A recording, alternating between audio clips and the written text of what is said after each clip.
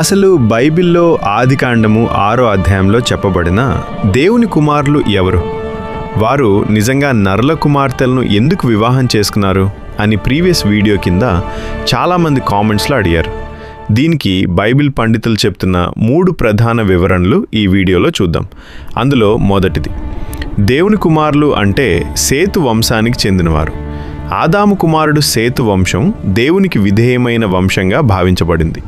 కైను వంశం మాత్రం దేవుని నుండి దూరమైన పాప జీవితాన్ని గడిపింది. సేతు వంశానికి చెందిన పురుషులు కైను వంశంలోని స్త్రీలను వివాహం చేసుకోవడంతో దైవభక్తి తగ్గిపోయి భూమిపై దుష్టత్వం ఎక్కువైందని చాలామంది క్రైస్తవ పండితులు అంగీకరిస్తారు. ఎందుకంటే బైబిల్లో వంశాల మధ్య భేదం స్పష్టంగా చెప్పబడింది.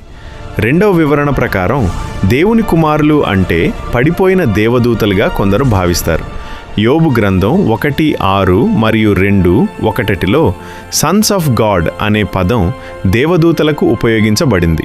కొందరు దేవదూతలు భూమికి వచ్చి నరుల కుమార్తెలను తీసుకున్నారని, ఈ సంఘటనల వల్ల వారికి నెఫిలీము అనే బలవంతులు పుట్టారని చెబుతుంది. అయితే ఈ అభిప్రాయం గురించి కొంత వివాదం కూడా ఉంది.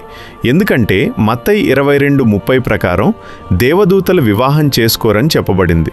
ఇక 3వ వివరణలో దేవుని కుమారులు అంటే శక్తివంతమైన రాజులు లేదా నాయకులు.